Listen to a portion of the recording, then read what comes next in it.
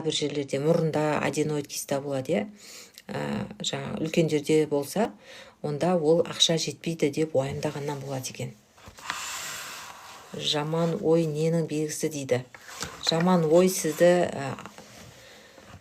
жақсы ойла деп үйретіп жатыр сізге. Жаман ойда шайтан аузубилах салады ғой, астафиралла. Жаман ой шайтаннан, жақсы ой Алладан дейді. Яғни сізге Аллаға жақында деп тұр ғой. Аллаға жақындаңыз, как раз ораза айы ғой, қасиетті Рамазан айында Аллаға жақындаңыз, зікір салауат айтыңыз, таң намазын оқыңыз, садақа беріңіз. Жаман ой келсе стоп деп өзіңіздің ойыңызды жақсы ойға ауыстырып үйреніңіз, трансформация жасап өзіңізге. Жаман ой келсе Алладан кешірім сұраңыз, сөйтіп жақсы ойға ауыстырыңыз. Жаман ой қай кезде келе береді? Иман әлсіреген кезде, адам мақсатсыз өмір сүрген кезде, әшейін күнделікті өмір сүрген кезде сізде ой мазалай береді. Өйткені сізде мына мида бос уақыт көп та, ми